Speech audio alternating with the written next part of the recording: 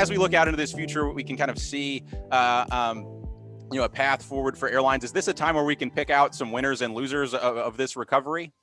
Yeah, it's funny and it does make sense. For most of this period, the airlines have traded together. They haven't traded on individual company news. They've traded on their just kind of existence.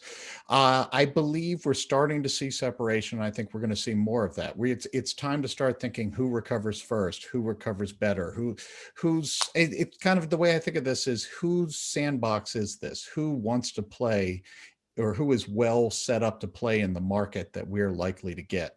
If you look Southwest, they have been very aggressive. Southwest historically has been brutal during downturns. They and vicious, and I mean that in with the most respect possible. And they're doing it again. They've added 9 new destinations since the pandemic began. 2 of them, Houston and Chicago O'Hare, are big United hubs. They see weakness. They are aggressively going for it. They have a great balance sheet. They can recover sooner.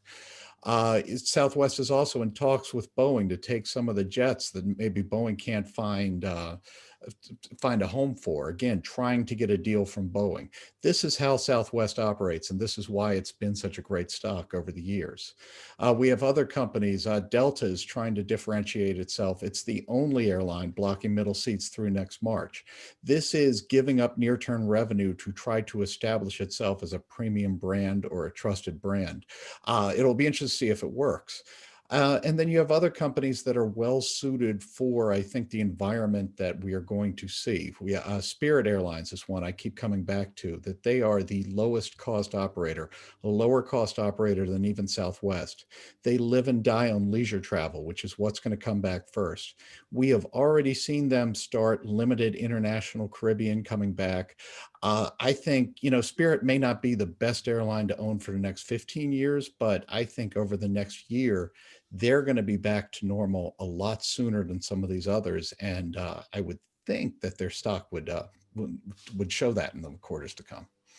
So yeah, when you mentioned Delta, do you think we'll see that in their marketing of, we're the only company that's still blocking middle seats, like how we see with Apple, we're the company that cares about privacy?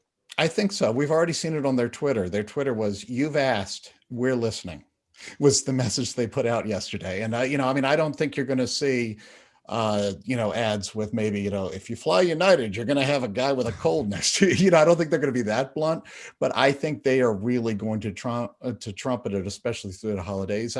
We'll see if it works. I'm in Atlanta, so anything I hear on Delta is going to be biased. So I can't really tell you if it works nationally. Yeah, I do think it's particularly interesting to see Southwest using this weakness to take market share. Historically, it's something this company has done. Do you think they're an interesting company to invest in today, given that their ability to exploit some of this weakness other folks are facing? Southwest is the best airline to own just as part of a conservative long-term portfolio prior to this, and it continues to be so. Yeah, this is their playbook. They can't do what they used to do, where, in their early days, they would go into a market, lower fares, and just devastate the competition. The competition has kind of caught up. So how they get their competitive advantage now is by being nimble and by using that balance sheet they have. So yeah, they can expand before United does. They can cherry pick some United routes in Houston and Chicago, I think is what they're doing. This is the modern Southwest. And yeah, this is why this company just continues to be the best performer. It's when you have the balance sheet, when you have those strengths, use them. And that's what they do. They do that very well. Yeah, the quote that comes to mind for me is, for any of the Game of Thrones fans out there. So Peter Baelish, Littlefinger, says chaos is a ladder, and in this case, chaos is maybe a ladder for Southwest.